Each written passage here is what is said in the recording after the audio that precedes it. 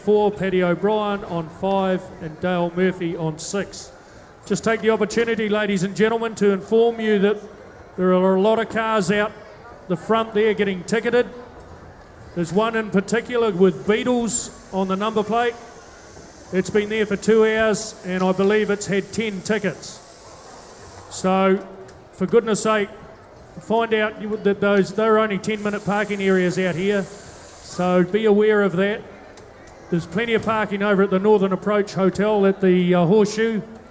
So it might be a bit of a walk, but it'll save you a lot of money in the long run. So be aware of that, ladies and gentlemen. Judges to the board, please. Judges to the board. Well, we've got the clean-up going on here now, Coro. The 2 ladies on the brooms cleaning up around the base of that press. Carmen Smith from Pongaroa on press number 1. Well, I'm impressed with her, actually. Very impressive. impressive. As I said, she's a very good wool handler, very good determined shearer. Get 'em up. And now she's having a good determined go with this pressing as well. And then we got the 6 times champion on press number 2, sorry. Fiona Christensen, and she's on that big crank-handled Coro. Get him going, John. Righto, yeah, we're just waiting for our judges to take their place, find their little clickers. And we'll come back to the girls when they're bringing the wool press down. If you're ready to go, they don't go in the pens anymore, do they? They're all the Shearers on the same. board, please. Shearers on the board.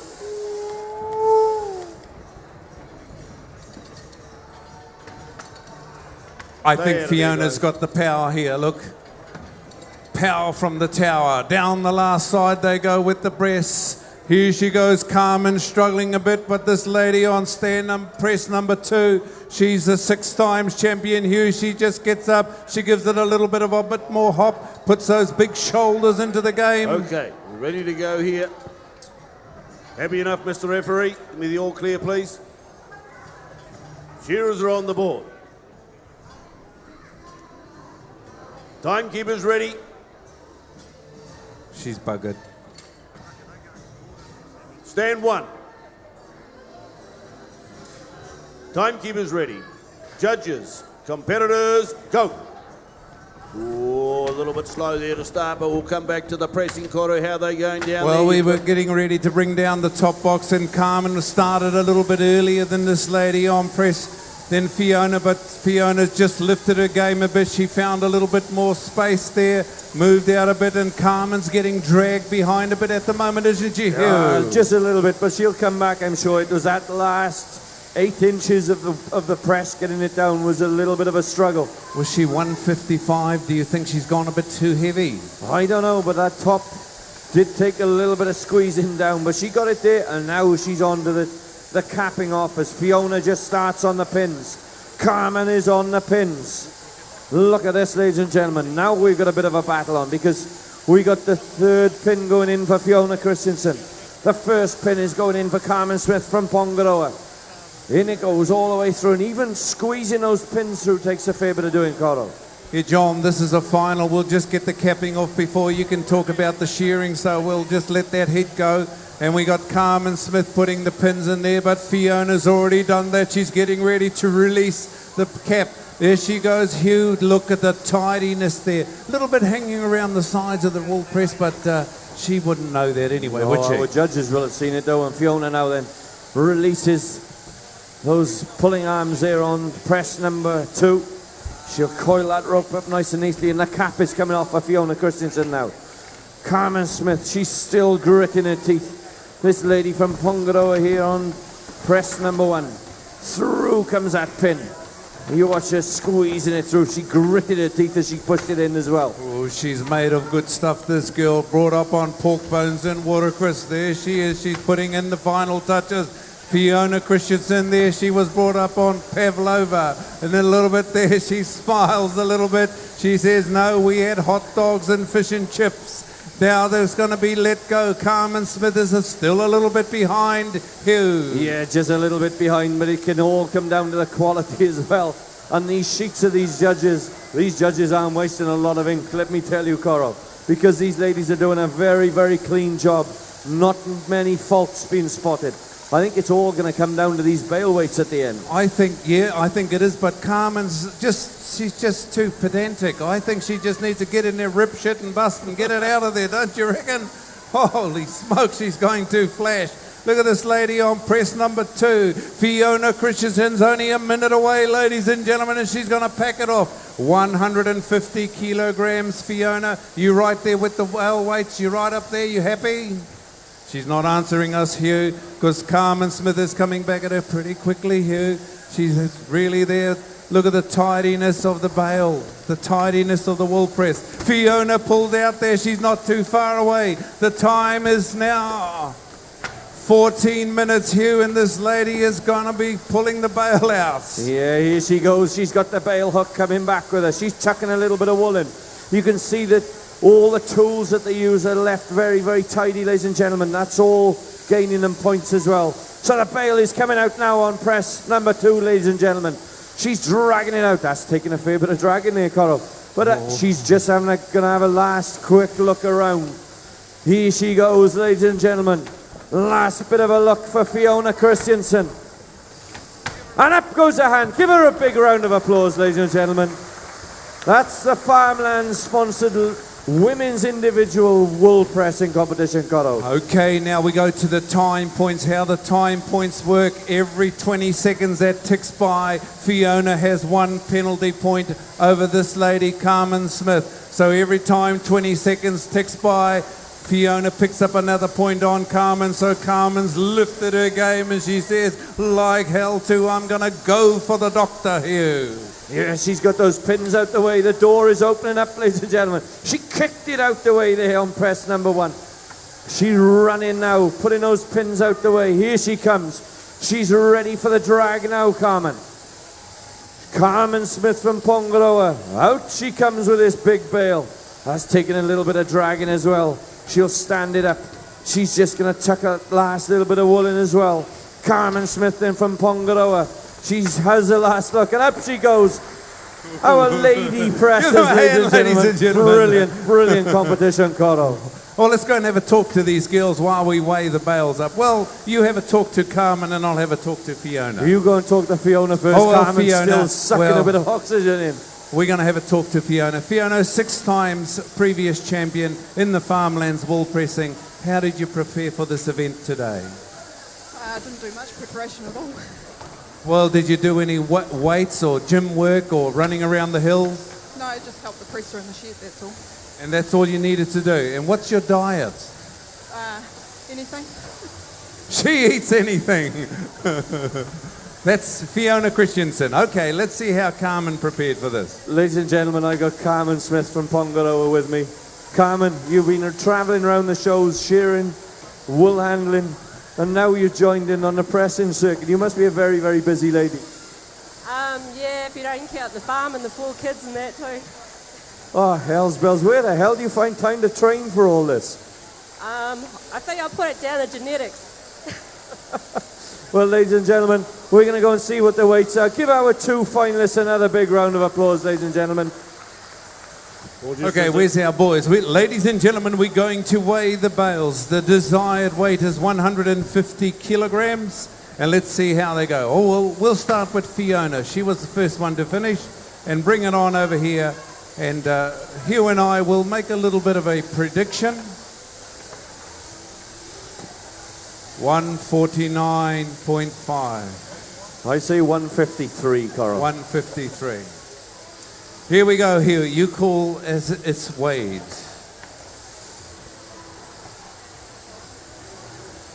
Ladies and gentlemen, the bale weight for Fiona Christensen is 152.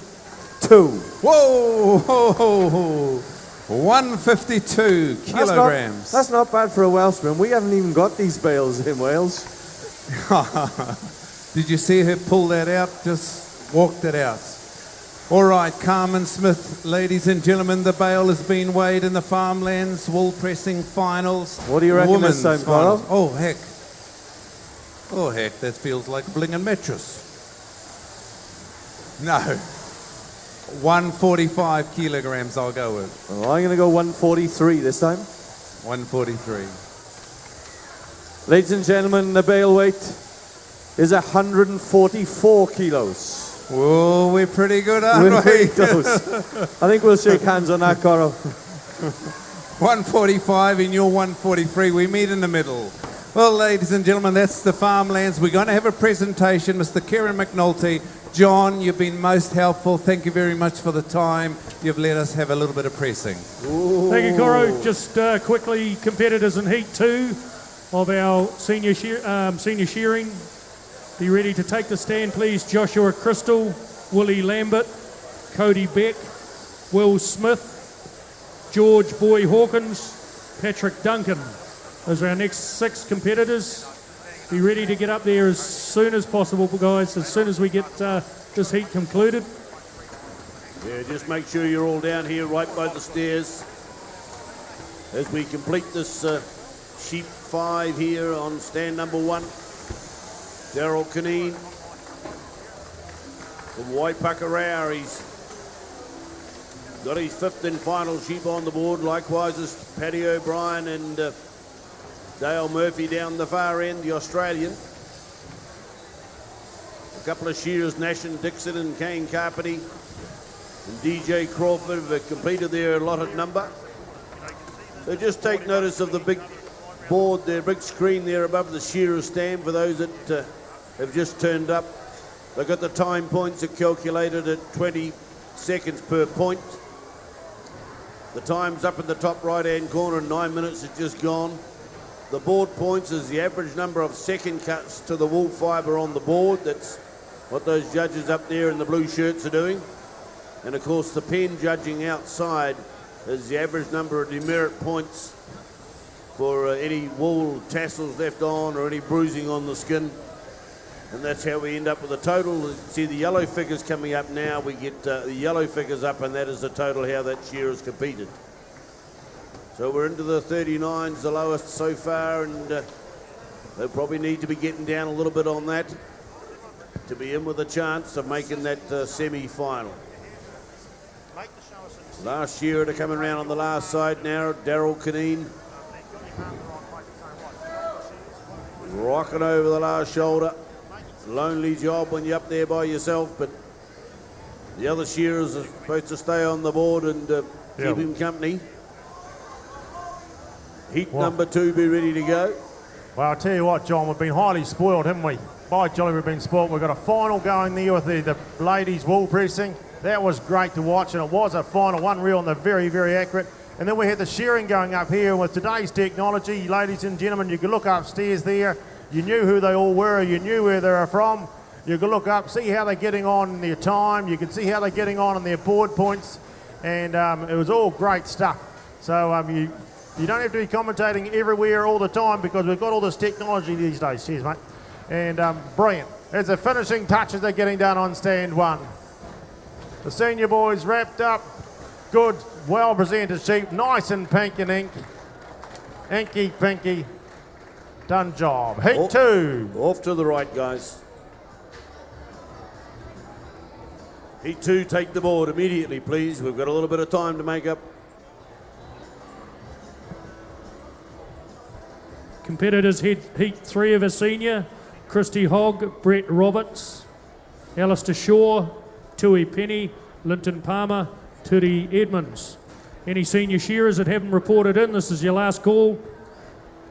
Get up here and get your T-shirt. If you haven't reported in, let us know you're here, please.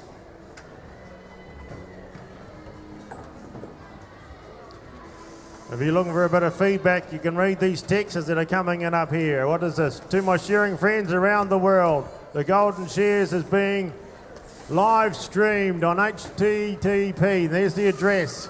Golden Shears, the world's premier shearing and wool handling championships takes place. Isn't that amazing in Masterton? I'm not sure who texted, but hopefully they're better at typing than me. Take me half a day to get that baby out. Wairarapa region, and so it goes on.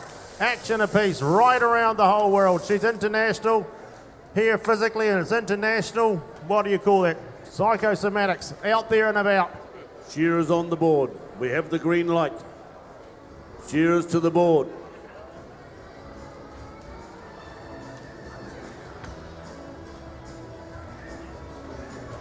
Come on, guys. Timekeepers ready. Judges, competitors, go. We're off and moving here in the sheep. 5 sheep elimination round. Heat number 2, Joshua Crystal from Napier on 1. Lily Lambert from Raupunga on number 2. Cody Beck from Tamaranui on number 3. Will Smith from Mahia on stand number 4. Georgie Boy Hawkins from Martin Butter on 5, and down on stand number 6 from Alexandra, Patrick Duncan, and a little bit of South Island down the far end for us this time. Yeah. Gerald, and is he shown a little bit of promise throughout the previous months over the shearing calendar? Yeah, for sure. Alexandra, commonly known due to the shearing program that's on TV called the Shearing Gang, and Peter Lyon, one of the big contractors based in Alexandra. Beautiful place to go on holiday if you get a chance. It's roasting hot in Alex. Well, hey, look, this was roasting hot yesterday, but Alex gets exceptionally hot too, which is great, you know, when you come from the deep south, and we put up with a fair bit of rain and bits and pieces. But yeah, so a lot of merinos and crossbreds get shorn in there, or half-breds, but here he is on the good second shear, and hitting the long blow there. Fair bit up for grabs here. There's about 54 competitors, ladies and gentlemen, entered here. The competitors right throughout from day dot when we kicked this show off yesterday morning at 7:45. We started off with novice shearing and novice wool handling and the likes. And novice shearers, we had about 50-something of them. Junior shearers, we had 66 of them. We've got 54 of these fellas. So everyone is really getting in behind this Golden Shears and really supporting it by making their presence here. And hey, they haven't come just to pay, you know, the entry fee to have a bit of a go and only shear 2 or 3. They're here to make the semi. The semi will be the top 18. Okay, so yeah, you can't go resting on your reputation. And yesterday was yesterday, and Gore Shears was Gore Shears, and that was then and been and gone. It's here today, right here and right now. So you've got to turn up and mean business, as they do. Sheep number 1 out of the way for Joshua. 2 arriving on the board. Alexandra Mann's done the same. Who else is up and about up there? Hawkins down on stand 5. Fires 1. 2 big ones up the undermine. Starts to take the sun hat off. The old sheep won't be too happy about that. Will Smith in front of him there. Hits the undermine now. 1, 2. Look how beautifully shorn they are. These are professional shearers, ladies and gentlemen. They pump out a few sheep. They're the next step for them, of course, is the open grade. And there's nothing above that. Okay, the open grade's the open grade. There's no premier. Once you step up into that, oh, you got some work to do to start mixing with those troops. By jolly. But at the moment, we're in the senior grade, and there's lots of action out here, John. All go, of course, Primary ITO, the major sponsor of this event as well. Okay, highly involved in the Golden Shears here this year. And great to see, John. Yeah, they've been good supporters here over the last few seasons. Good to see we've got some more school children over there in the cheap seats. Hope they're enjoying the show that's been put on for them this morning. As these shearers get into their work pretty strongly. Just feel the pace is lifted a little bit from the first heat.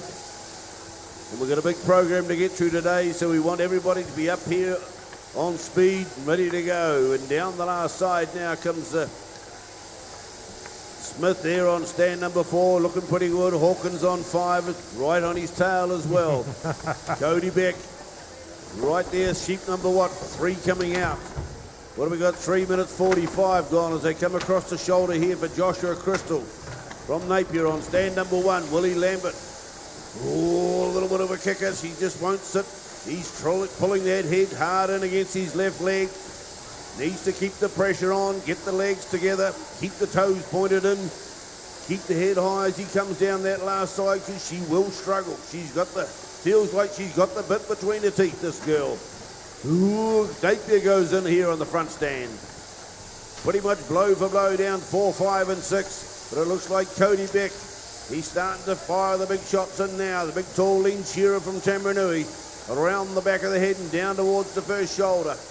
Sweeping blows. He's got it under control as he drops into the long blow. Most difficult part of the sheep he just completed there, that first off shoulder, where you need arms and wrists and elbows and as many fingers. If you can multiply them, you need 10 of them if it'll help. Last side coming up for him now. We call it the money side of the sheep. but he's almost halfway through the job. Rick, you got some open wool handling heats there in the semi-finals. Yeah, thank you, John. Just quickly, ladies and gentlemen, in order of qualification, our top 16 open wool handlers, congratulations to them. Kieran Herbert, Te Awamutu, top qualifier. Joel Hinare, Cherie Alabaster, Amy Ruki, Hinatia Tipini, Marianne Batty, Tina Rimini, George Hawkins, Sophie Cameron, Tia Potai, Joanna Kumoroa, Lani Morell, Rocky Hope Tate, Siobhan Mason, Ronnie Goss and Penny Kirikiri. Congratulations to those top 16 open wool handlers. So Gerald, these shearers now, they've got sheep number 4 coming onto the board. They're starting to think about the job now. They've got rid of those few nerves and the big shots are starting to flow easily. Yeah, John, that's right. The nerves that does play a major part. They would have done a number of shows, a lot of these shearers, of course. However, it is the Golden Shears once again, so it just adds that flavour to it. There's just something about it, okay? So the nerves are up there and we're starting to gather a bit of people now. We're probably getting 250, 300 people. Of course, she's live and some great, keep an eye on those texts up there, they're brilliant. One was Good Luck Lani, another one was Go Uncle Ollie. So yeah, good stuff coming in up there.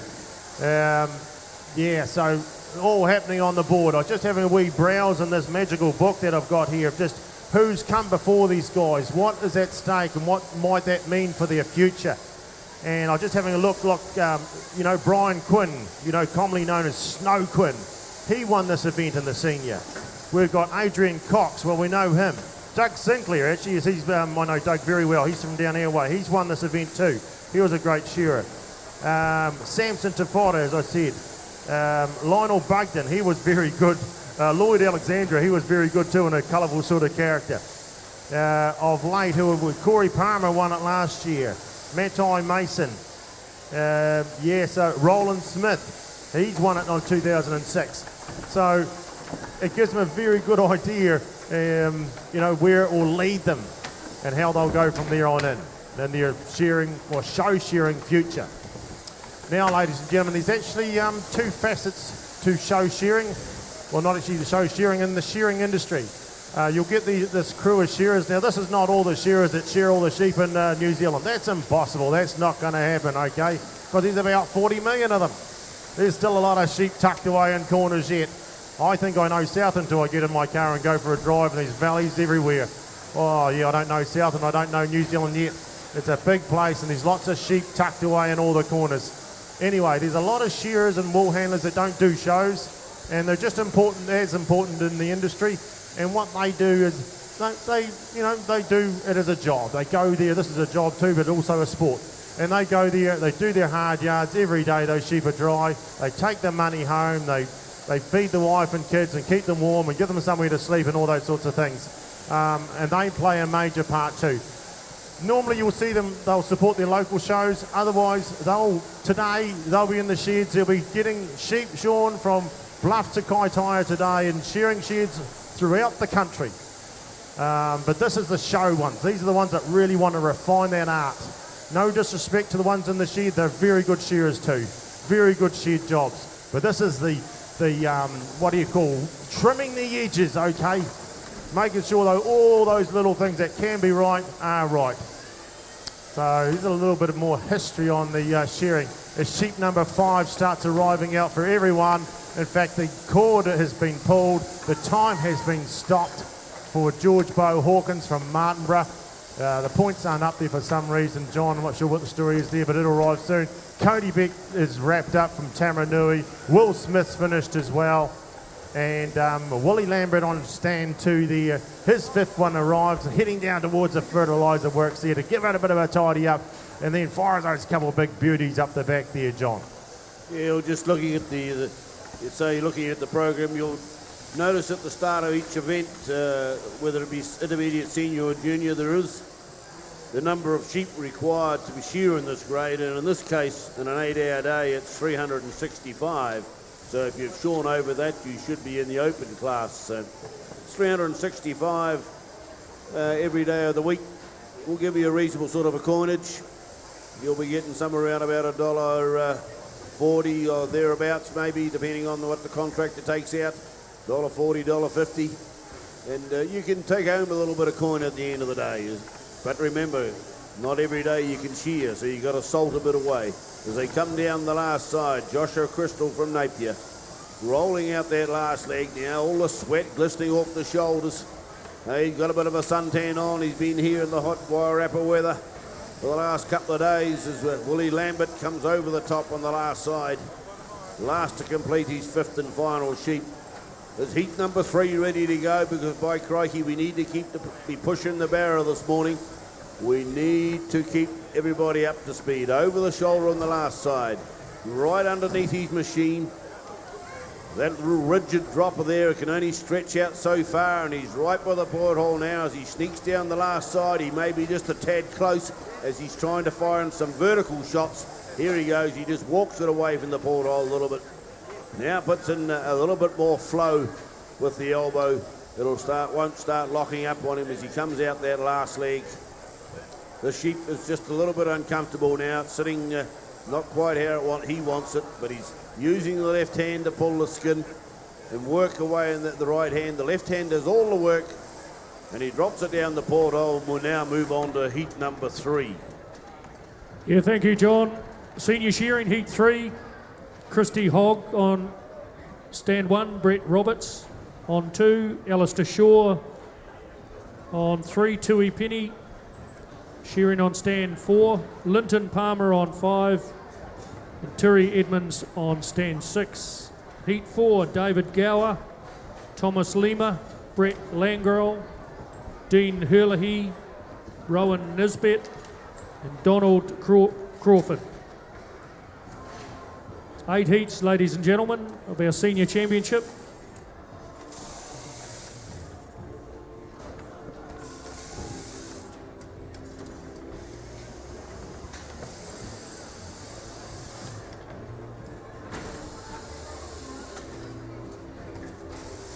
Just a reminder too for competitors in all competitions that there will not be a new singlet for semi-finals. So make sure you hold on to your singlets for semi-final events. New singlet will be supplied for a final event, obviously, but not for semi-finals. Oh, we got a green light. Shearers on the board. Shearers on the board. Selwyn, stand 6. Pull him out. Put the winch on him. Timekeepers ready. Judges ready. Competitors, go. Oh, we're off and going here, Gerald, and another great lineup of shearers. More of the feminine touch up there on the stage again. We've had a lot of those young ladies up here earning their dollars here over the last couple of days. Yeah, definitely there. Christy Hogg. There's the points up there I just discussed. I'll go along the board in a wee second and inform you of who's who around the place. But there you'll see the time points coming up. There's no board points yet. Okay, that's what we call duck eggs. Those judges all along there, folks, have got those little counters in their hand, as you can see. The judges swap, as we've mentioned, and it keeps it as even as we possibly can. And you see one judge, the other judge gets highly informed before they swap over, so don't go missing any blows. And then you'll start to see the second cuts coming up. So that gives you a good idea. Right, stand 2, looking up there will be Brett Roberts. Okay, he'll be hungry for a win. He's been doing very, very well in the shows. In fact, young Brett started shearing sheep when he was really, really young. I think I commentated on him at a Tapanui show. He might have been 14 years old. Still a young chap, now in the senior. If you were here last night, or if you weren't, you're going to be informed he actually won the speed shear here last night. And he melts that out. I don't think I've ever seen him shear like that before. He just likes these sheep from the Wairarapa. He nailed them, by jolly he did. And he was the quickest man, and he was wrapped. He bounced off that stage as though he was walking on water, walking on air just about actually as well too. So that's Brett Roberts from down at Matara Way. Alistair Shaw, he's from Scotland. Well, we know about that. He'll be nice and clean. They like them really clean in Scotland. You cannot go cutting them. They have to learn very early in the stages of shearing sheep not to go cutting them in Scotland, because they can get infected with these little midges over there And they're annoying little things, so they are, those little midgets. If you're shearing late at night, which you do in Scotland sometimes, where the sheep are dry and you're miles away, you just shear. You've flown all the way from New Zealand to shear anyway. Sometimes you light a little fire. You have a wee bonfire going out the side there about 5 metres away, because midgets hate smoke. And they come out of all these pine trees, a lot of pine trees and forestry in Scotland. And so you'd light this little fire over there, and that would keep the midgets away. Otherwise, they'd bite you. It's like living in, in Fjordland on the coast with the sandflies. Very similar to that. They start biting you, and of course you're down to a singlet, and there's lots of bare skin that they can sort of land on and start trying to suck your blood. So there we have it. That's a little bit about Scotland. I think you should have had a little bit more of the dram over there to keep them away. Yeah, well, we did do a lot of socialising when we were in Scotland, of course, as one would. And the myth of them drinking whiskey is not a myth. I mean, it is true. They do drink a lot of whiskey over there. And they think it's watered down enough without putting any more water with it. So that's just how it was. If you're in Rome, you do as the Romans do, and you drunk it straight. So, and made out you enjoyed it. But anyway, the sandflies still seem to have enjoyed you. Tui Penny. He is from, if I get there, Wairarapa. Well, that's shearing country, isn't it? Becoming quite famous with the Cam.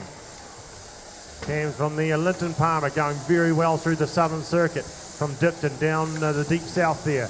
And then we got Turoy Edmonds from Rahiti on the bottom stand. So I'll hand you over to John. There's a bit of an introduction there. I'll hand you over to John for a bit of commentary, and we'll go from there. Yeah, well, got that second sheep on the board on stand number 1 for Kirsty.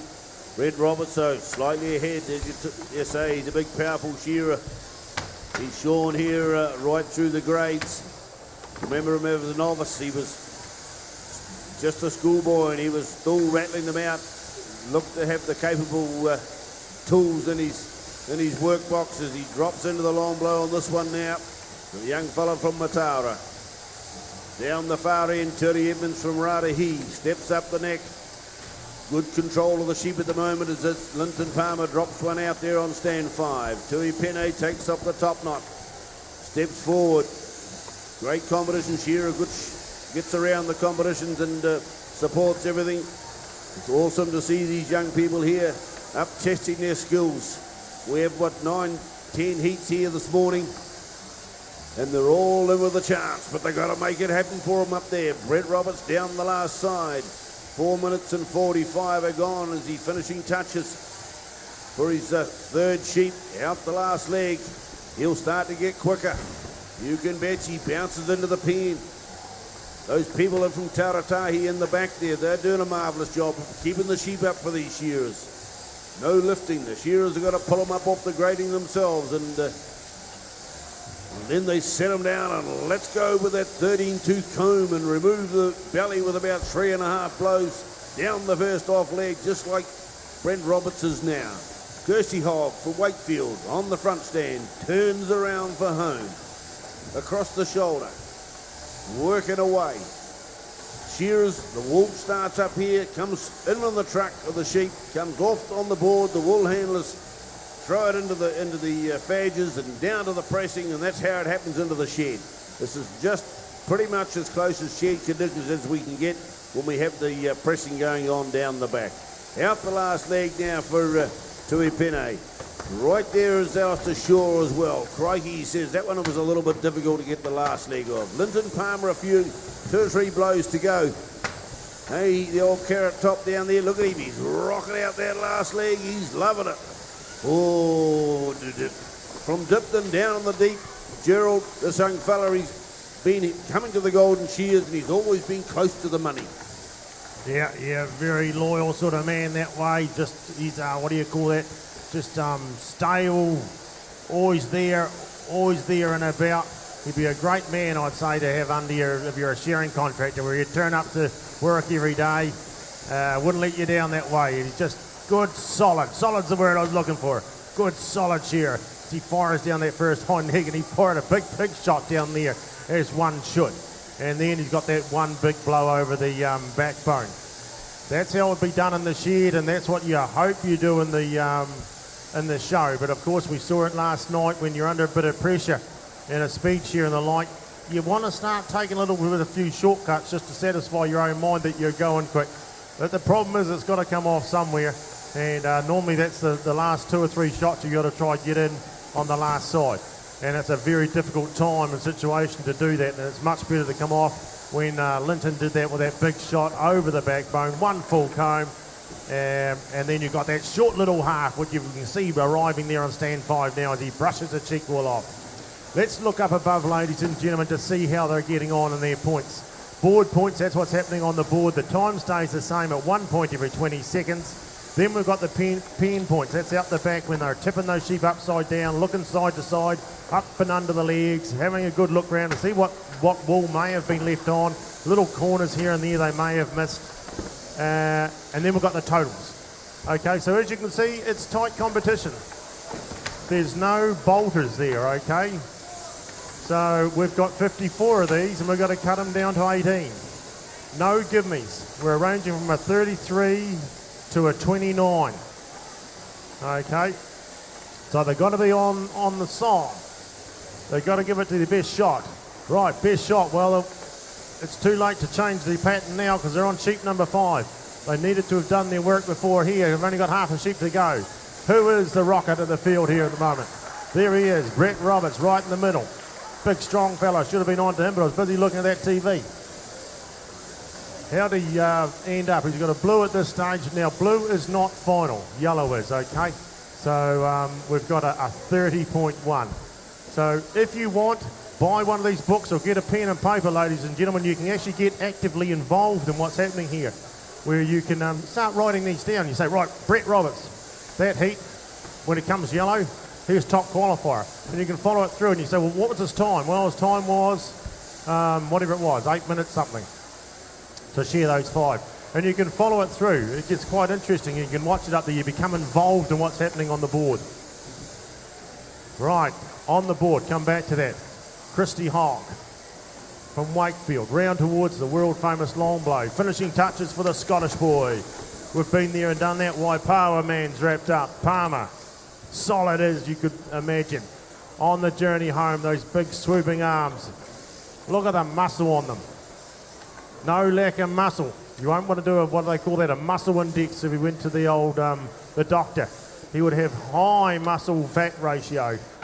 Not much fat and lots of muscle. The man from Dipton. Right. All the shearers will stay on the board as they do. It's a mark of respect until everyone's wrapped up so they don't go upsetting the sheep that's getting shorn, in this case on stand 1. Out to the toenails goes Hogg. She's happy. Ladies and gentlemen, heat 2. Give them a wee warm round of applause. It's not easy getting up there. Off to the right, please, shearers, and new ones up from the left. Righto, Dino, lead them up. Come on, guys, we need you sprinting up there on stage. The sheep won't shear themselves. Heat 4, ladies and gentlemen. David Gower on 1, Thomas Lima shearing on 2, Brett Langrel on 3, Dean Hurley on stand 4, Rowan Nisbet on 5, and Donald Crawford shearing on stand 6. Heat 5 competitors: Cam Hicks, Charlie Guy, Scott Wilson, Aaron Bell, Kieran Devane, Ethan Pankhurst.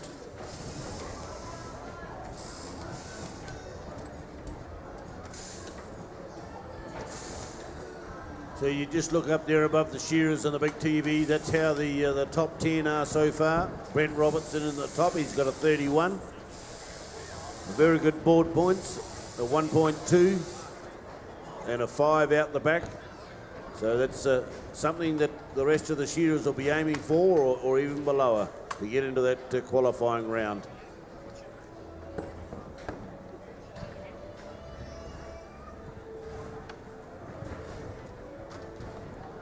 We're just waiting for the green light. The shearers on the board, please.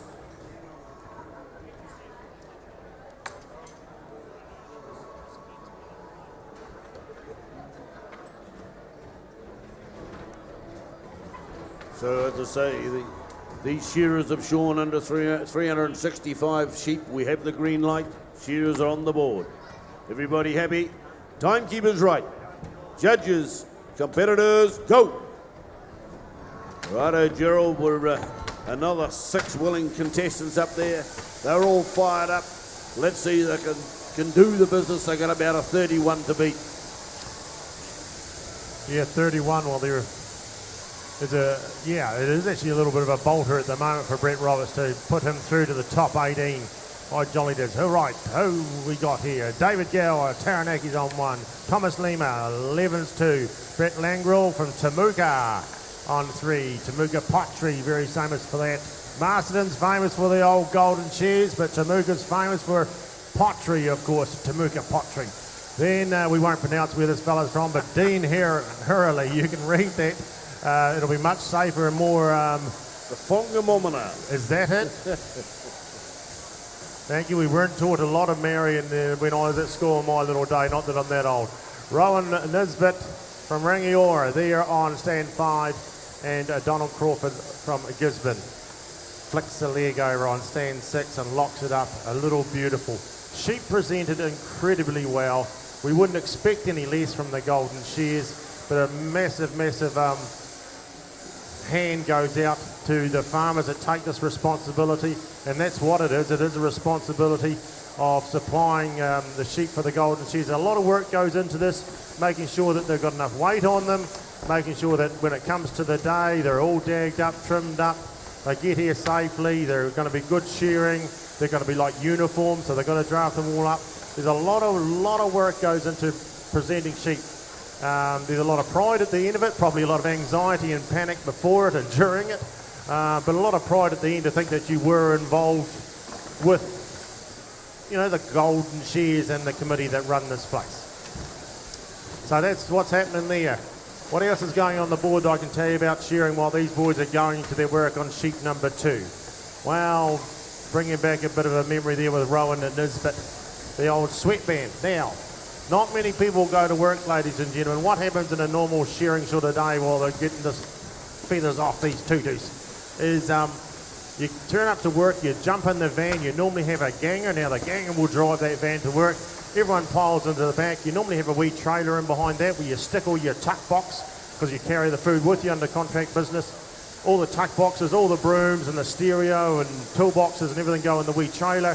And you normally have whoever's on the door, the big sign writing of who you are, and off you go. And the cops normally know who you are, so you can even do a little bit of, go over 50 k's through the town. There's not many people up. Everyone's still asleep these days that way. And off you go to wherever you go. And you get to work, and you unpack, and you're into it. But hey, what do you take with you? You take a towel and a drink bottle, because by jolly, you need them both. When you're really working hard all day, you're sweating, and you need a towel. And the towel would normally hang up above the catchy pen door. Okay, and every time you walk in, you get hold of it and just give yourself a bit of a wipe, because the sweat's running into your eyes. Okay, and it's quite salty sweat, if you've ever tasted it.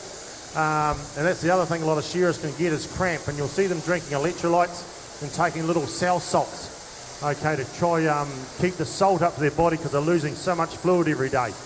So they've got to watch those sorts of things, but they take a towel and a big drink bottle, and they hone into that. But some people wear sweatbands, okay, on their head. It's not actually all for show. Ricky Pivac, the late Ricky Pivac, and there's an article in this book about the late Ricky Pivac.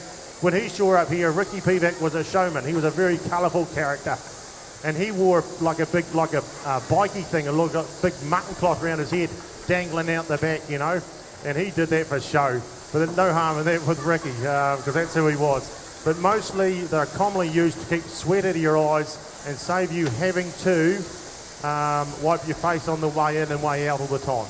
And in this case, of course, Rowan is wearing glasses, so I'm presuming it probably stops some of the steaming up as well. Rightio, a little bit of general gossip about shearing and bits and pieces, John. I presume you've been watching the heat, and they all look like they've got number 3 on the board now. Yeah, they're working away. We got Davey Gower, and he's also from Whangamomana. As you got Taranaki up there as his domiciled area at the moment. He's on the front stand here, and he's coming across. Hey, they're keeping the board points down to a minimum this morning. Let's say the quality of shearing has been outstanding here at the Golden Shears. And these senior shearers are doing it justice as well. The sheep are beautiful. As we come down the last side there for Davey, and he's going to step in for number 4. He's just leading the way, but slightly from his old mate Dean Hurley. He's gone for a change of gear down there on stand number 4. Brent Langrel steps up the neck here on stand number 3.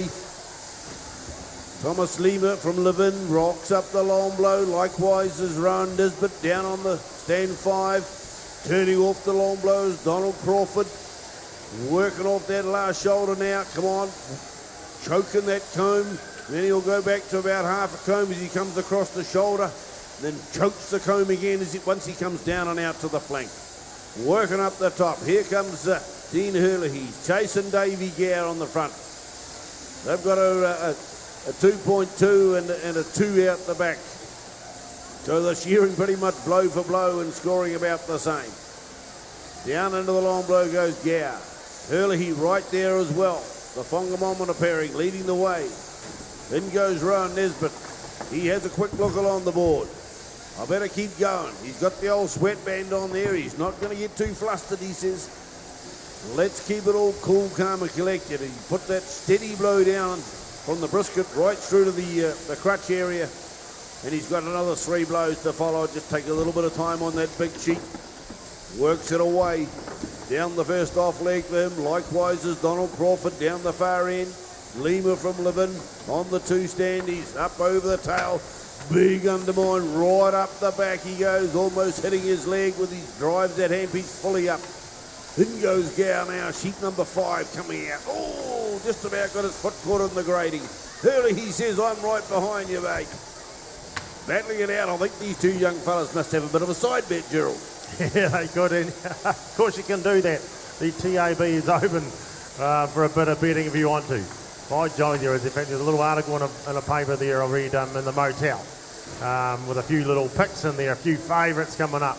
Big Gower. Stand 1 fires 2 big shots up the undermine, straight onto the old top knot.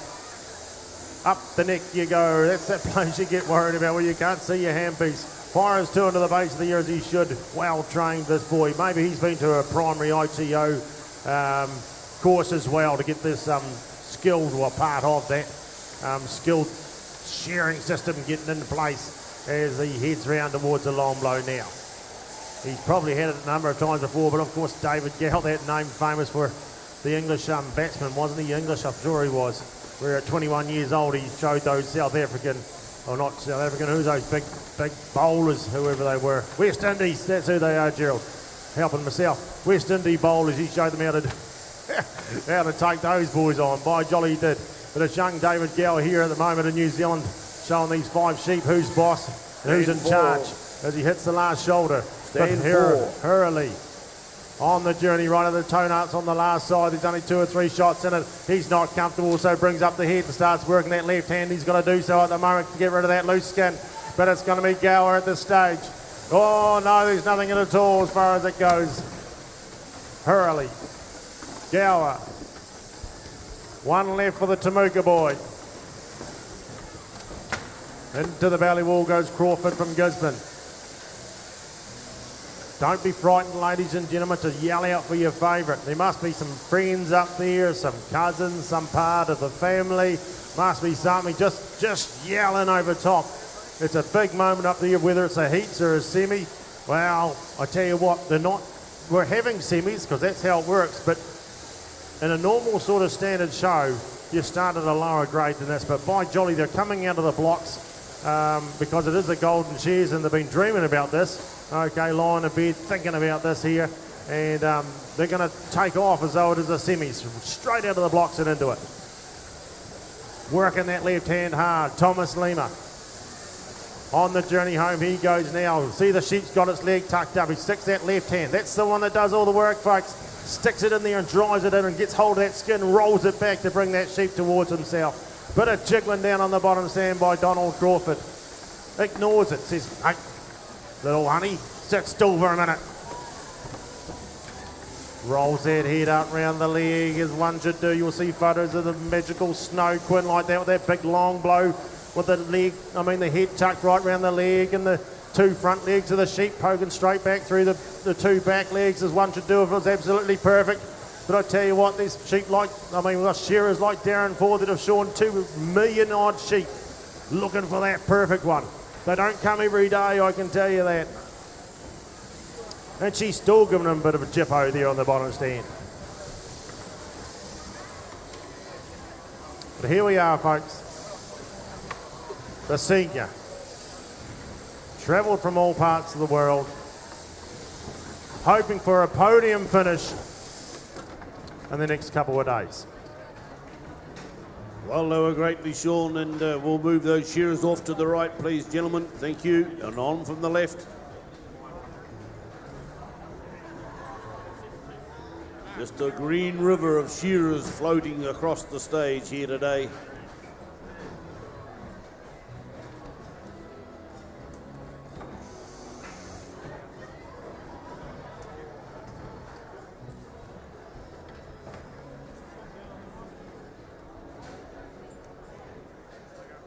Heat 5, ladies and gentlemen. Stand 1, Cam Hicks. Charlie Guy on 2. Scott Wilson on stand 3. Aaron Bell on 4. Kieran Devane on 5. And Ethan Pankhurst shearing on stand 6. Heat 6, Stephen Plale, Gavin Kelly, Lionel Gawa, David Gordon, Henry Belfour, Benjamin Hodder.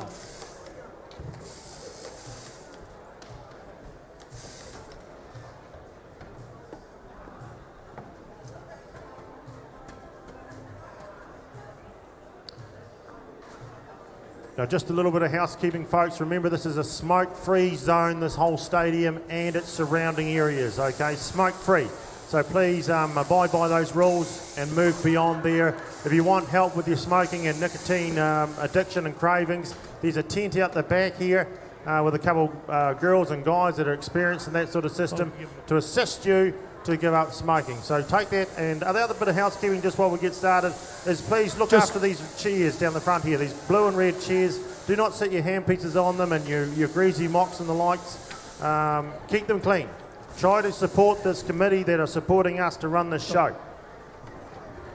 Okay, on the board, please, gentlemen. We are ready to go. Yes, we are. I can't see that hand, Selwyn.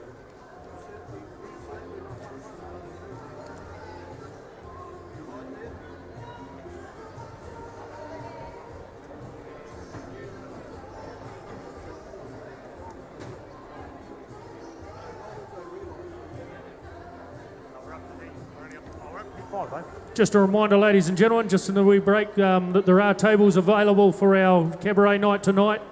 Tables of 6 that are available, and they're great value. So if you want to purchase one of those, just see our secretary up here at the southern end of the stadium.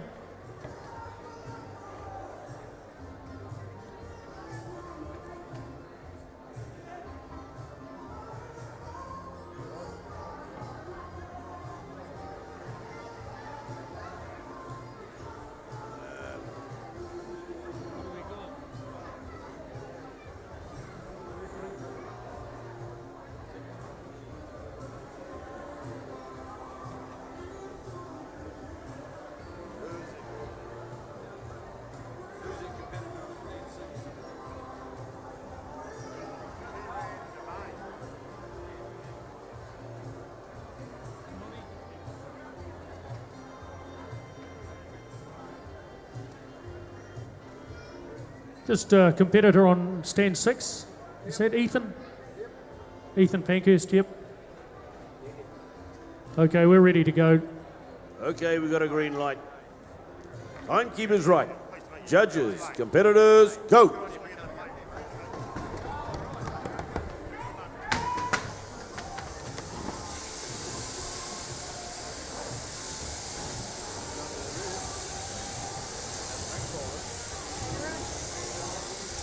Right, we got all that sorted. We just wasn't sure that was the right name for the right person.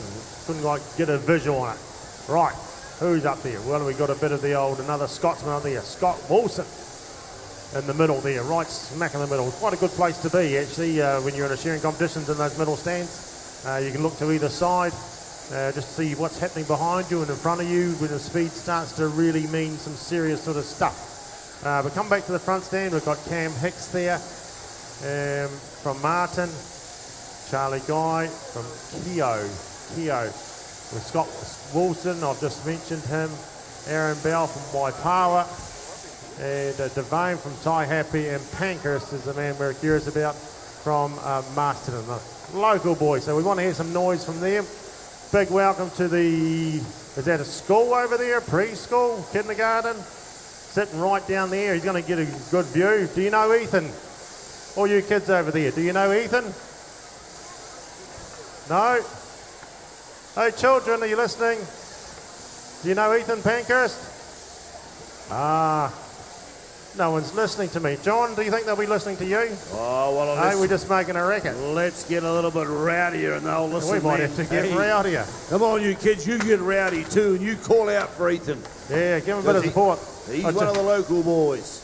tell you what, are you listening if I said Richard Lowe's in the room? The famous All Black, Richard Lowe was here. You won't know him either. A lot of other people will. He was up here doing a few interviews, live stream. The Richard Lowe is in the room. So that's all good. As you're aware, this whole show, right from day one to Saturday night at the big finale, is live streamed throughout the world, every single little corner. If you want to get on there, you can watch it right now. And you'll see some emails or webmails or what they call them, texts coming through up the top there. So it's all happening. There's all sorts of things happening at the Golden Shears. Change is constant and you've got to get used to it. Rightio, John, far ahead. Yeah, we would Gail Carr to see Alan Precious, please. Gail Carr to see Alan Precious down here in front of the microphone. So here you did right. There's going to be plenty of action on those screens up there. The texts are coming through. As you say, it's screening live across the world. We're all famous. You're on TV. Yeah, As we come across the shoulder on the last side, here comes Cam. He was down on the pressing yesterday, and he did a marvellous job of having a go at putting out those bales at 160 kilos. Charlie Guy says, I wasn't going to waste my energy. He said, I'm here to shear the sheep. I'm going to make the wool for the presses. And he's on stand number 2. He's right on the money. Got Wilson from Scotland there on stand number 3. Down the last side he comes. Sheep number what coming out for him? Sheep number 3. Almost finished as Aaron Bell. Sheep coming out for him will be sheep number 3 on stand 4 as he puts the last shot in. Belly off for Kieran Devane down there on stand number 5. Pankhurst, last shot for him. Oh, Charlie Guy says, let's get amongst these woolies. We need to go a bit faster, he says. So he'll let the brake off a little bit now. He's settled in. He's got rid of the nerves. Good scores up there so far. Board points of 0.8. Which are 0.6, which are pretty sharp. It's not a full second cut. The number of second cuts are divided by the number of sheep that are shorn. So if he has, say, 4 over 5 sheep, he's got about a 0.78 or something like that. Here they go, into the long blow now, the pacemaker. On stand number 5, turning off the long blow. Just as quick as that, he's starting to wind into it, Kieran Devane. Close on his heels is the Scotsman, Scott Wilson. Keeping the pressure on as Cam Hicks all the way. Nobody's too far away from each other. Charlie Guy's up the long blow as well. Into the long blow, down on stand number 6. By crikey, she's tight, Gerald. Here in heat number 5, they're all pretty close together. Definitely so. There's 3 out of the way. Stand 5. First man with the hand on the catching pen door for sheep 4. Pulls it out, sits down another well presented one. Tucks it in there, gets the knees down nice and low to make sure he's going to have longevity in the industry and keep that back nice and straight as he buries the handpiece in the belly wool. Flicks it out the back for the wool handler. Those wool handlers, they do a great job, don't they, ladies and gentlemen? They're up there just scooting that wool out of the way, trying to keep it out of the way so you can get a good visual. Marvellous, and I love how the stage is as high as it is. We've got a stage for the wool handlers. We've got a stage again for the shearers. Brilliant stuff. All these extra things that just add a whole lot of flavour to the show. Up the neck goes Devine on stand 5. Who's the next man? Down towards the fertiliser works goes Bale. Sheep 4. all on the TV for us nowadays as well. 2 big shots up the undermine, takes the top knot off, steps up and round if he's doing it correctly. Very easy to slide that leg that goes around the back just straight past. Sheep doesn't like that. You've got to swing that leg out and around to really position it correctly and sit it high on its tail. Very, very unusual and uncomfortable and funny sort of position. The best way I could describe that to a lot of you golfers is out there is when you get someone teaching you how to hold a golf club properly. You think, oh, I can't hit a ball like that. I can hardly move my arms. Well, that's what it feels like when you've got a sheep sitting up on its tail in between your own. It's very, very uncomfortable position to get used to it. And you've got weight here and weight there, and she's just about pushing you over. All sorts of things going on. It might look like poetry and motion up there and all those sorts of things, but hey, there's years and years and years and hours of dedication and hard graft to get this good. On the journey home, it's still stand 5 at this stage. Cam Hicks is chasing them hard on the front stand. Right out the toenails, that big wing of his, putting all the weight on that left hand to make that leg go out straight. And by jolly years, he's going to do at least 4 good shots. And look at that beautiful shot there he did on the back of that leg. He won't lose any points there for not taking an effort at taking that sock off. The wool's not worth much, but we want the sheep to look nice and pretty. Right, another nice clean one. Pankhurst, the local boy. Let's hear some noise for him. We're going to take this 54 down to 16. I hope you see Mr. Ethan Pankhurst again, but if you don't, now's your chance. He's got 1 sheep to share. Come on, Ethan, you're in your hometown. Yeah, he's rocking it out there. He's trying his best. He's let the handbrake off a little bit. Sheep number 5 on the board for all the shearers. He needs to keep the hammer down though, because he's a half a sheep off the paces. Wilson from Scotland turns onto the last side. Kieran Devane, he was from Tyapi. He was out in front before, but he got a bit of a wriggler and he just needed to readjust himself. Ethan Pankhurst has got one that's trying to walk away with the clothes on. He says, sit still, darling. I'll have you out in the jiffy. Round the back of the head he comes, but the pace all from Scotland here on the 3rd stand. Out the last leg he goes. Closely followed by Cam Hicks and also Bale from Wairarapa there coming over the last shoulder as Scotland reaches out. All just a shade under 8 minutes as he hits the button. He's got a reasonable sort of a score up there, a 3.6 and an 8.6 out the back. That may be just getting up there a little bit, but the final judging will be with the yellow figures come up there on the big screen. Out the last leg now for Cam Hicks. Out the last leg now for Aaron Bell. Very, very close there, Kieran Devane on stand number 5. Charlie Guys, he's had a little bit of trouble just trying to keep these sheep settled. The man from up in the far north in Kaio rocks out that last leg. Ethan Pankhurst has come home with a flyer this time round, and he bounces. They go together, twins on stands 2 and 6. Well, Sean, gentlemen, you'll see those yellow figures just coming up there now on Scott Wilson. That's his final score of 37.449. And I think we're around about the 31 or something was pretty sharp from Brent Roberts a little bit earlier on. And heat number 6 now, Rick, we're moving on. Yeah, thanks, John. Okay, your competitors, heat 6 of the senior shearing. Stand 1, Stephen Plale, Gavin Kelly on 2, Lionel Gower on 3, David Gordon shearing on stand 4, Henry Belfour on 5, and Benjamin Hodder on stand 6. Heat 7.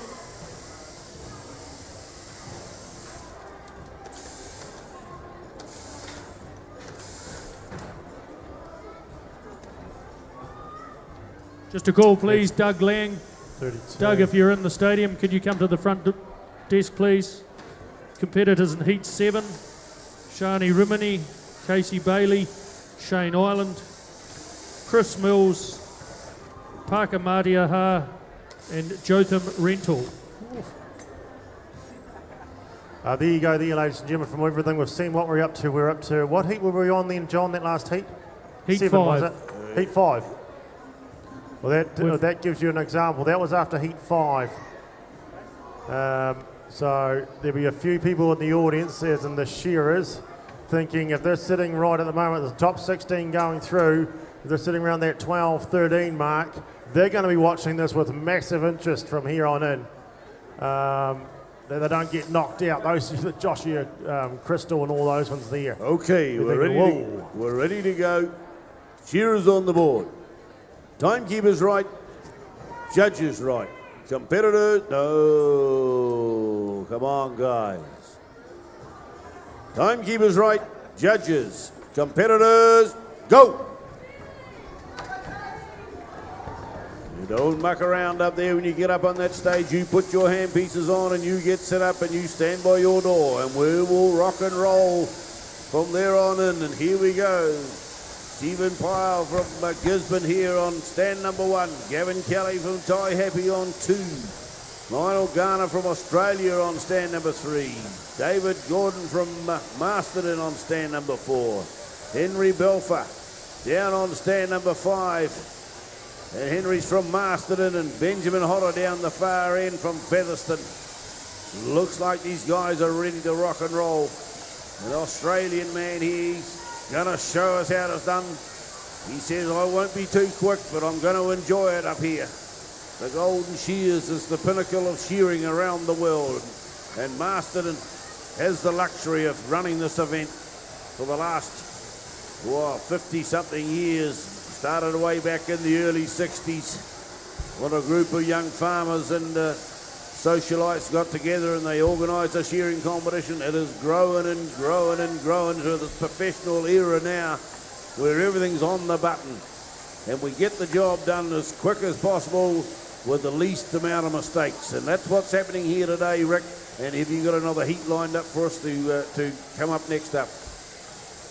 Yeah, we certainly will have, John. Just in the meantime, could we have Joe Hopkirk, please, just up to the announcer's box? Joe, if you're in the stadium, can we see you up here, please? Yeah, Heat 7, ladies and gentlemen. Shani Rimini, Casey Bailey, Shane Island, Chris Mills, Paka Mariaha, and Jotham Rental. Well, Gerald, they look like they're settled into the job now. Sheep number 2 coming onto the board. These guys are, getting used to it. Whoa, Hey! that was a bit of a flyer there for the young fella. Hey, that's how powerful these wild animals are, children. Just be careful of the sheep. They couldn't run away and run you over. But here, David Gordon, he's settled it down on... Ooh, that's a maybe wild not one. quite yet. It's got Pole Dorset in it. Yeah, well, we Well, hope he's take not. that one home, you think, there, John? I think, yes. Take it home for the Barbie. David's got the red rattle in Oh, his... jolly. He's got the red rattle in his back pocket for that one, I'd say. He's a local boy too. You'll know these sheep inside and out, surely. He's probably snuck down to the farmer and saw a few of the rejects just to get a feel of them. What sort of gear I need. And here he is. But he didn't organise himself for this baby, I can tell you that. But anyway, good chance for informing the audience of why those shearers carry 2 handpieces up there when they're only shearing 5. Because a comb would normally do 1 whole hour in the shed, even under a fair bit of pressure. And a cutter, okay, that's what's going backwards and forwards across the comb, will then normally do about 15 minutes. So you change your cutter 4 times every hour, and normal going, a comb once an hour. So why do they carry 2 handpieces up there? Well, it's a show. And if something like that happens unbeknown and it's a variable, that you're not aware of, and you break your comb, which happened there, for David Gordon, you can swap over. Otherwise, someone's going to run up from the audience and give you another handpiece, and that takes up time. So that's what the second handpiece is about when you're only shearing in the heats. It's not about the sharpness of the gear or bits and pieces. They may be trying another form of bevel, okay? There's a bevel on the end of the teeth, like a shape, like a curve. And there's all sorts of different bevels for all sorts of different breeds of sheep and styles of shearing, and how heavy your hand is or how light your hand is.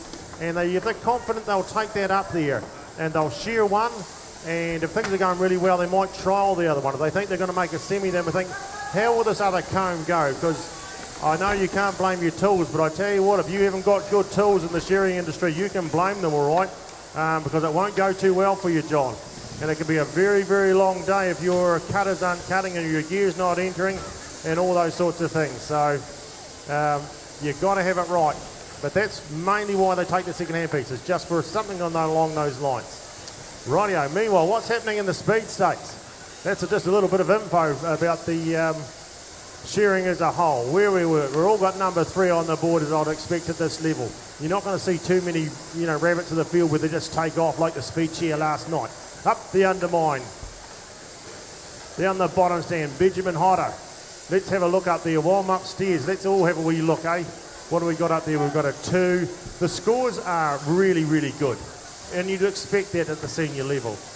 Board points, pen points. Lionel Garner, a little bit high out the back there. He's obviously throwing a bit of a roughie out there. But back to the board, John. How are they getting on there? Sheep 3 right across. You're just watching these guys go. We've got people from all around the country, and of course we've got an Australian man up there in the middle, Lionel Gardner. This guy, he's a little bit more experienced than some of our other competitors. He shears a little bit Australian style, but I tell you what, he must have a big heart. He's got a couple of new knees, and he's shore for 40 hours once to raise funds for a special project. So he's got a ton of guts, and he's coming down the last side there, and he's almost halfway through the job. He's over halfway now, because they've only got 5 sheep this year. And of course David Gordon, he's settled down now. He's got that real monster out of the road. He's just right on the money. He's following Gavin Kelly, who's actually out in front here on the Tie Happy side here on stand number 2, right down over his sheep. Look, he's watching that handpiece with his beady eyes round the back of the head, putting every shot in. His eyes are moving back with his hand to make sure he enters the right place on the skin and keeps it nice and flat. Stephen here on the front stand from Gisborne. He's a busy. Look at that left hand working away. The most difficult part of the sheep about now, where you need to use the elbow. You need to have your knee in the right place. Your wrist and your fingers are all working. It's like an Inspector Gadget sort of a style as you control it dropping down into that first shoulder. Up over the top now. And up the neck, down on stand number 6, Benjamin Hodder. Round the back of the head. Flat comb across the neck. Inky Pinky style. Beautiful stuff. Sheep number 4 on the board for all of them. Going along nicely, but it's still Kelly with a little bit of pace here on stand number 2. Kelly goes in for 5. Right, I'm hearing a bit of a call from the crowd. That's what we like to see. We've got, I'm presuming Featherston's just down the road. A couple Masterton boys up there. Hear one from out the side there. Come on, David. That's what we want to hear. Come on, David. Get focused, man. There's water under the bridge now. That little bit of a breakage. You had another handpiece. That's what you required. Dive in for that 5th one. Got some ground to make up. Oh, he pulls out a little beauty. Let's get a bit of spotlight on him. Let's get him shining under the spotlight. The belly wall is clear. It's out the back. Get into that one, David. Now he's out the first leg. Fires one shot in there. Works that left hand. He does a little bit of a flick. He likes this bit of showmanship. Spotlight's good for him. He enjoys that. One big shot up the undermine. Top knot comes off. The Featherston boy dives in for his last and final one. Another man there. Henry Balfour on stand 5. Let's hear some noise for him. He's a local boy too. Henry's up the neck. You mightn't see these fellas again. Don't hold off now, ladies and gentlemen. We're only taking the top 6. 18 through it is. Had to do a few sums on my head, children. You might have to help me there. 6 threes are. 3 heats of 6. Is that 16, Gerald, or 18? It's 18, Gerald. Thank you very much. 18 are going through, so don't hold back now. Unreal. Up the undermine. Hodder down on the bottom stand. He's nice and handy to you. Come on, kids. Get in behind your locals. All the local businesses are in behind this show, so we want the local people in behind the local shearers. Let's get some action going. I hope it's another hot day out there. Here comes Gordon. By jolly, this boy, he loves the spotlight. Kelly's wrapped up. David Gordon, he's recovered well, ladies and gentlemen. Shining under the spotlight. By jolly, he is. Another man, Balfour's wrapped up in stand 5. Hitting the long blows. Hodder throws a leg over and locks it up. The man from Australia. Look, on behalf of the committee, I tell you what, I'd like to welcome all you overseas. Bly, Stephen, stand 1's finished 2. I'd like to welcome you all here. By jolly, it's good to see all the international flavour here. I hope you're having a great time. I know everyone will be looking after you. It's unusual being in a different place. And it can be a bit lonely and daunting sometimes, but in the Shearing family, she's all good. You soon get in there and mix and mingle and build a bit of a social circle and make friends for life as you do. It's a bit like boarding school in a way. Out to the toenails he goes. Gardner. What's that? That's heat 6 done, ladies and gentlemen. Well done, guys. Move off to the right, please. move off to the right, and fresh men on from the left.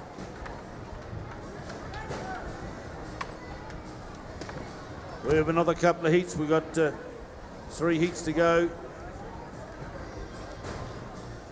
Yeah, thanks, John. 2 more heats, ladies and gentlemen. Heat 7 next. Shearers on the board. Stand 1, Shani Rumini from Masterton.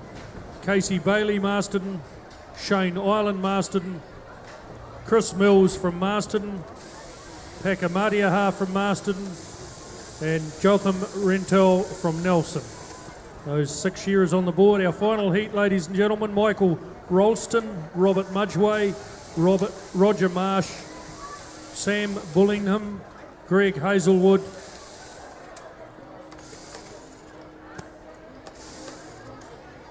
So yeah, we've got all the info there. We're ticking along nicely. We need to get the World Woolhandling qualifying rounds announced, coming to the table. We've got some names here now, I believe, Rick. Yeah, thanks, John. World semi, the first heat for the semis. Karen Herbert, Lani Morell, Ronnie Goss, Joel Hanade. Heat 2, Tina Rimini, Amy Ruki, Pagan Rimini, Cherie Alabaster. So yes, it'll be the World Woolhandling. They've got to try and earn their spot to go to Ireland in May. Hey, she's all go. We've got the green light here. We've got the shearers on the board. Thank you, Shani. Okay, everybody's happy. Stand number 5. Timekeeper's good. Judges, competitors, go.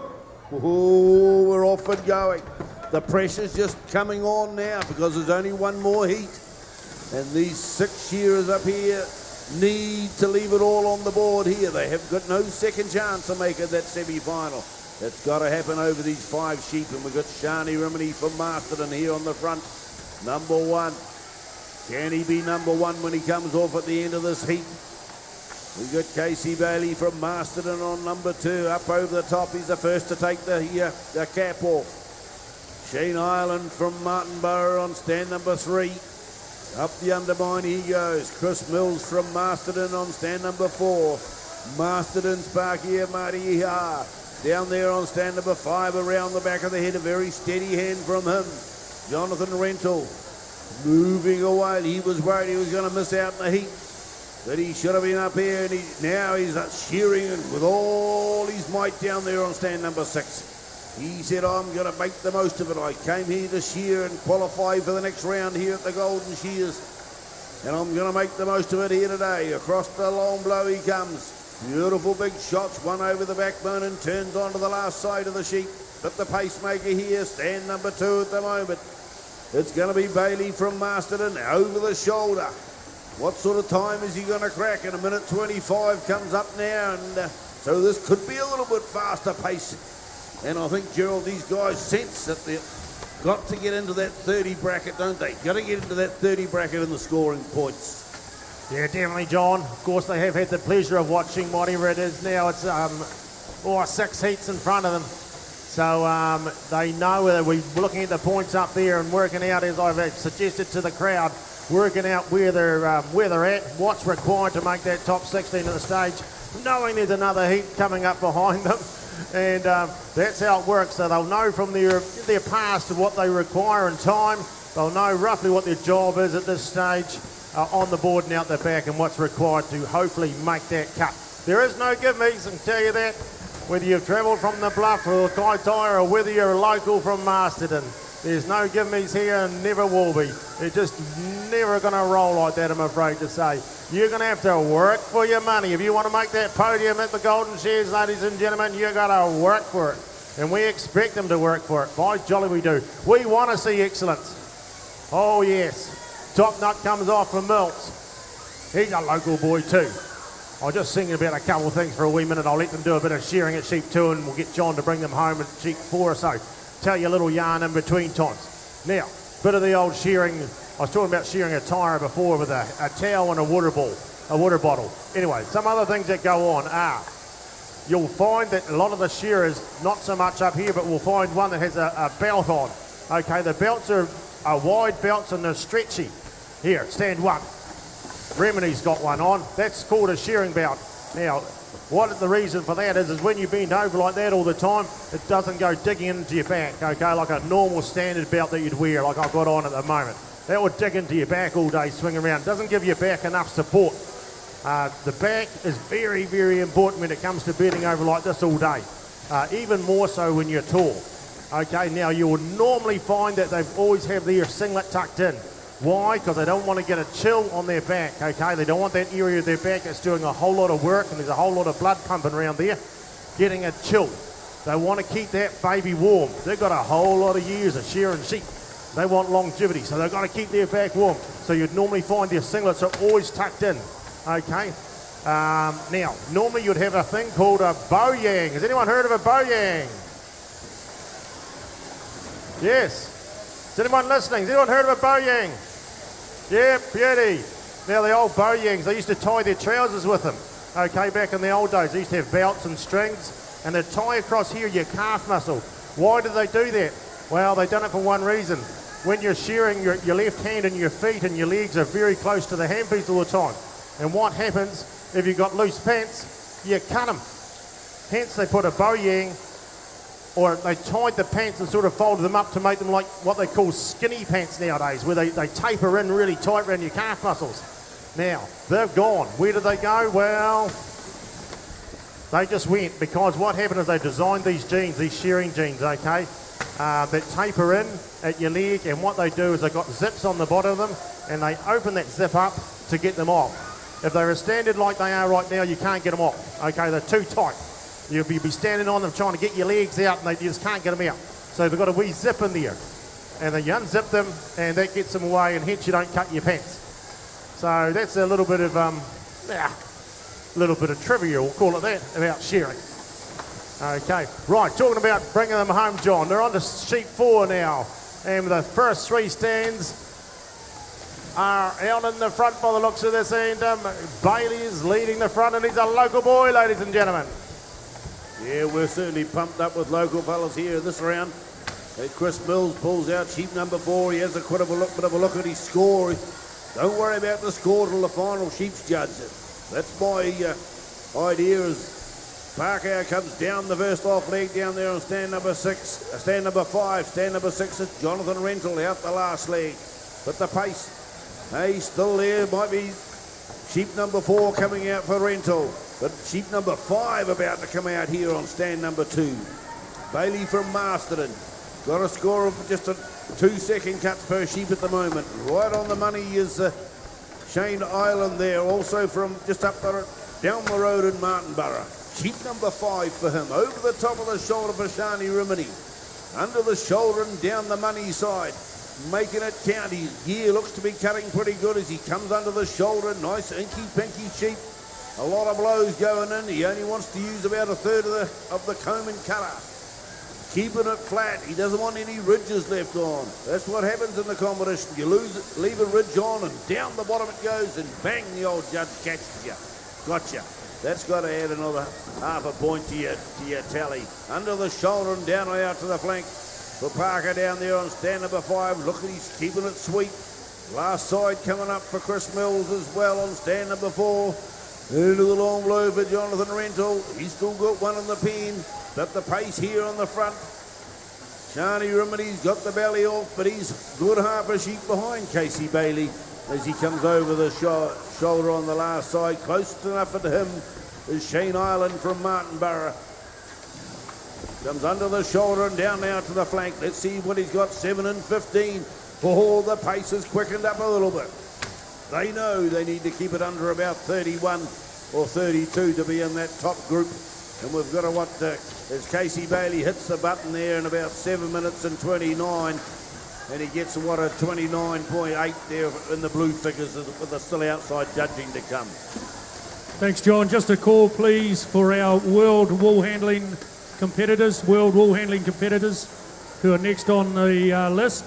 Could you come up here, please, to the announcer's box? All world wool handling competitors. So back to the shearing here now as we turn onto the last side for Shani Rimini. Into the long blow for Marty Ahar down there on stand number 5. He's keeping it nice and pumped along. Very casual approach, but he's doing the business. All good scores up there. Shane Highland's hit the button, and he's got a 39 at the moment. He'll be hoping he doesn't add too much more to that. Is into the long blow on stand number 4 for Chris Mills. Into the long blow now on stand number 6 for Jonathan Rental. Working away. Left hand holding the sheep. Elbow right against the cheek of the sheep. Now he's put those big blows. He'll be using about 12 teeth on the comb as he comes up that long blow. One over the backbone and onto the last side. Is it enough, he says. Have I done enough as Parker rolls that one down the portal, closely followed by Chris Mills. Not too far behind, and out the last leg, the last side coming up. Big long blow going there from the back of the shoulder, right out that last leg there for Jonathan Rental. He works away, and we're about to see the end of heat number 7 and the last heat come onto the board, and we've got, what sort of a score we've got? We've got a 30 up there, by golly. That's a local boy up there, John. Casey Bailey, Masterton. Total points are 30.6. That's as sharp as we've got so far. That's a sharp. That puts him up the top. Are you happy about that, Masterton? Woo! No better place. He starts making finals by Jolly Oz at Waimea once upon a time, and the man Jeff Holmes, who didn't do a lot of shows in open shear, and he made the final there. A hometown, their very own Jeff Holmes, and they just about blew the roof off the place that day when he let rip into those 20 at the New Zealand Spring Shears there. Talking a few years back, it won't make any difference. This boy goes all the way. She's going to be highly active stuff. We'll hear some noise. They won't need encouragement from you and me then, John, I can tell you that. No, they'll be drowning us out when we get into the finals, that's for sure. So there's the final scoring of that heat number 7. As I say, we've got the 30.6 for Casey Bailey.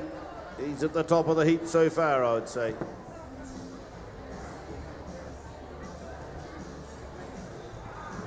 Just the 5 shearers this time round. The last heat, those world wool handling competitors, be ready to rock, please. Looks like they're all down here in front. That's awesome. Just waiting on the green light to come forward.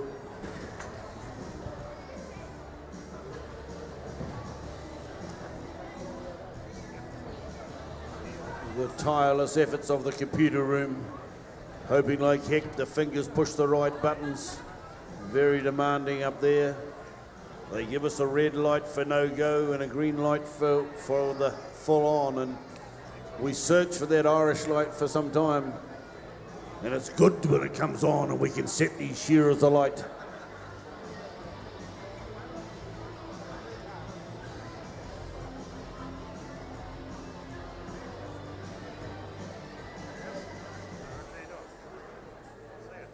It's 365 sheep in an 8-hour day these shearers are capable of, and we're ready to go. Rock and roll, green light time. Everybody happy, timekeepers right, judges, competitors, go! And here we go.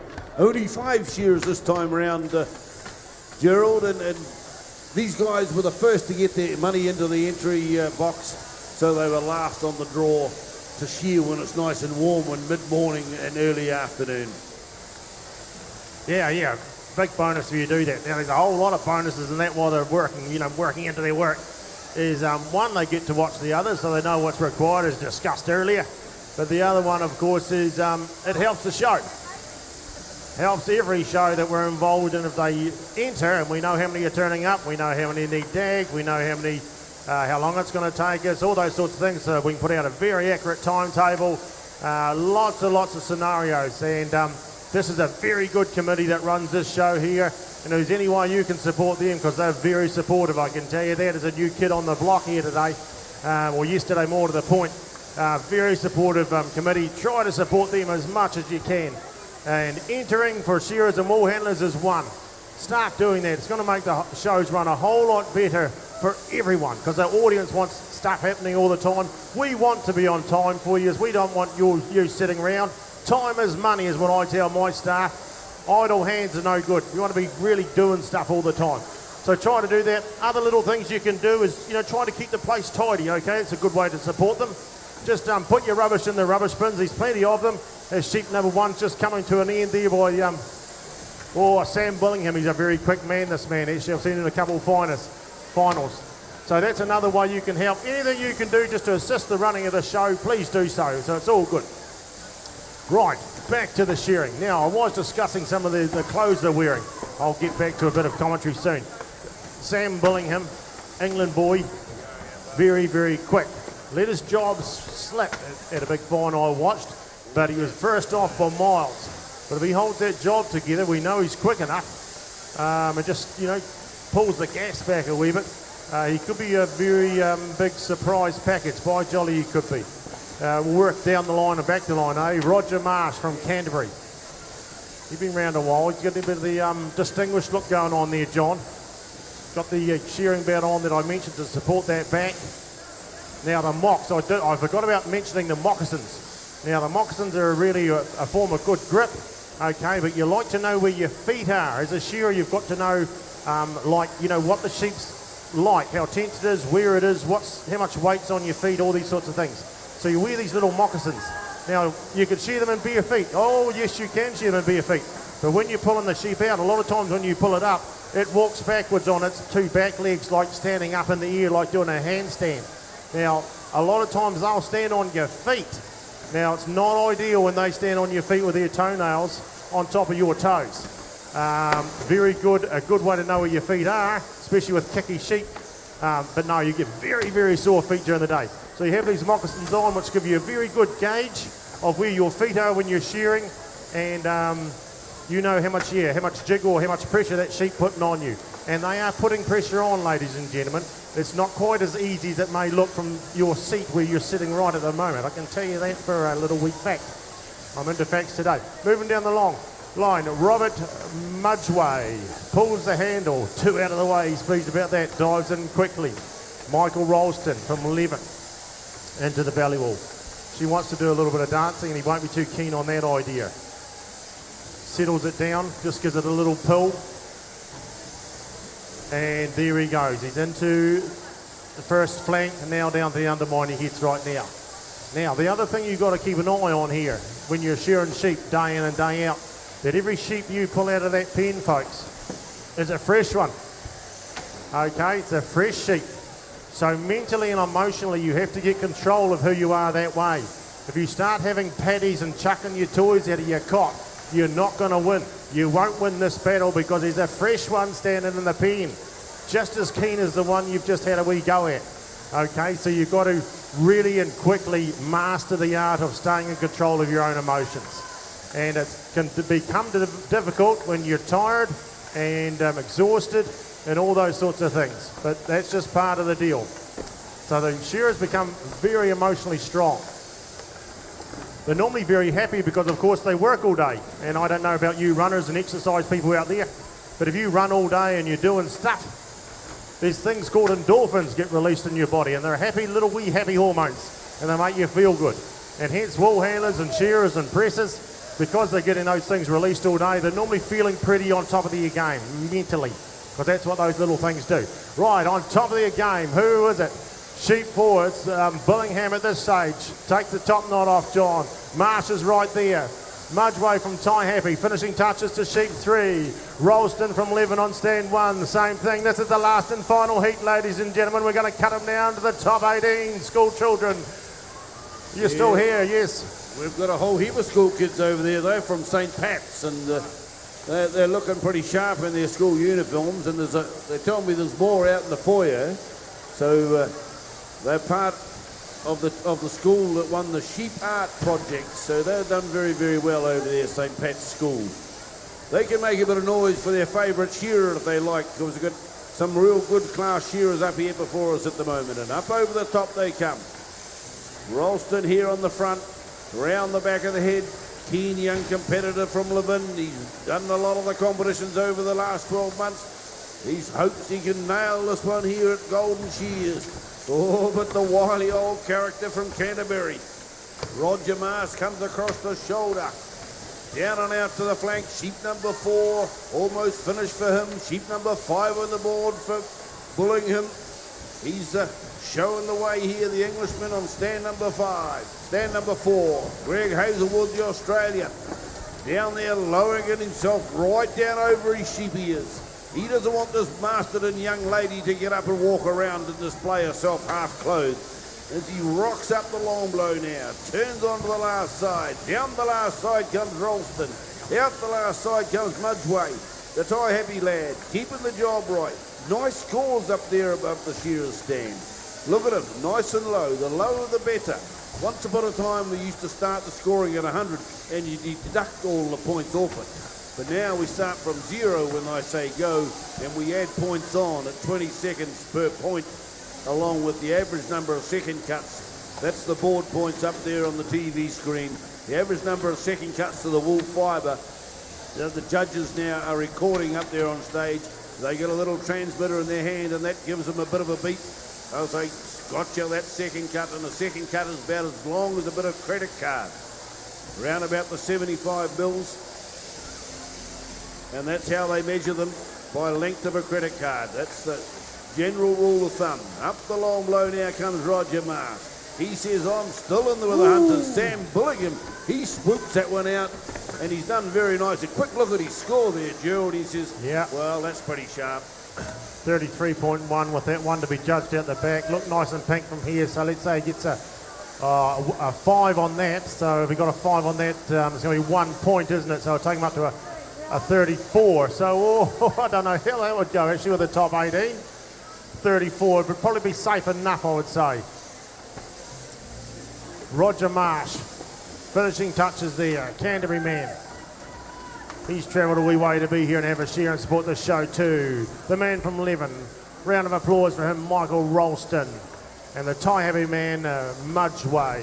Now, the main sponsor here today is Primary ITO. They're sponsoring a lot of events here today, and senior shearing heats is one, and the semis and the finals. And down there is Greg Hazelwood. Ladies and gentlemen, 54 of the best senior shearers from out and around the world are here. You've seen them shear. They've given it their best shot. We're going to cut them down to the top 18. Give them a one round of applause before we move on to the ball handling. Thank you. Okay, just listen up, all competitors. Please refrain from going out to the sheep pens. All competitors, please refrain from going out to the sheep pens. Organisers have given me strict instructions to relay this message to you, so please refrain from going to the sheep pens. Just like to welcome, I mentioned it before, but Richard Lowe is still in the room. He's sitting down over here. If you want to catch up with Richard and talk about the good old All Black days, feel free. He'll be dotted around the stadium all day. He enjoys a good yarn, of course.